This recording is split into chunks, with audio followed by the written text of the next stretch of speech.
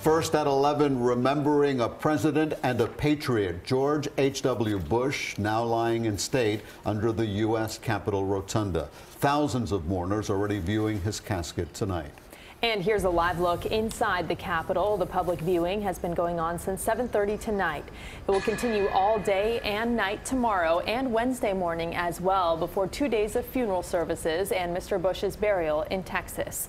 President Bush loved his country, and tonight his country is showing how much it loved him back. It has been a day of emotion, a day of tears, and a day of tributes for the 41st president who died on Friday night. President Trump and the First Lady also paid their respects tonight as the nation begins to say goodbye.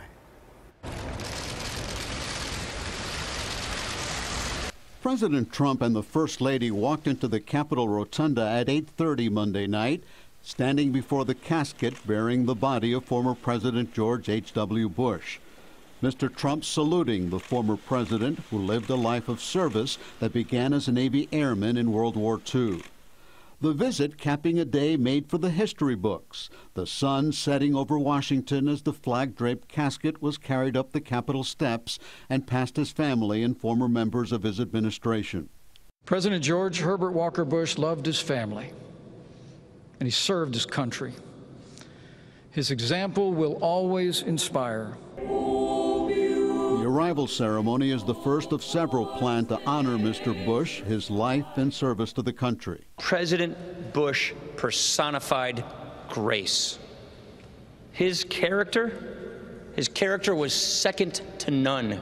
President George W. Bush, First Lady Laura Bush, and former Florida Governor Jeb Bush somberly watched as speeches praised the 41st president for his military heroism, selfless public service, and love of family, especially his wife, First Lady Barbara Bush, who preceded him in death earlier this year.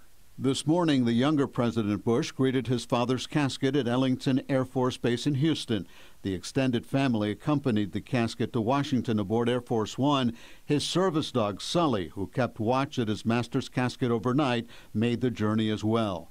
Mr. Bush flew 58 missions in the Pacific. After the war, he attended Yale, served in Congress, was director of the CIA, UN ambassador, and vice president under Ronald Reagan before serving as the nation's 41st president. He never lost his love of flying, taking his final jump on his 90th birthday. President Trump will attend services for Mr. Bush on Wednesday, but is not one of the speakers. He has declared Wednesday a national day of mourning, with all federal offices closed.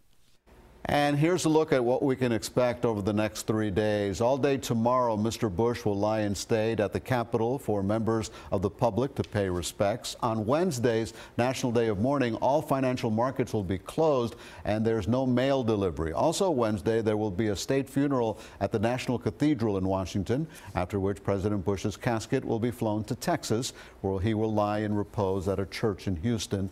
A family funeral takes place on Thursday. Then the casket will travel by train to the Bush Presidential Library in College Station, Texas, where President Bush will be buried next to his wife Barbara and daughter Robin.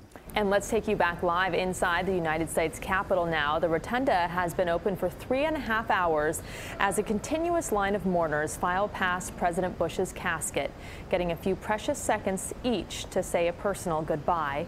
Mr. Trump will lie in state until 8:45 on Wednesday morning. Stay with CBS 4 News as we cover the week-long remembrance of former President George H.W. Bush.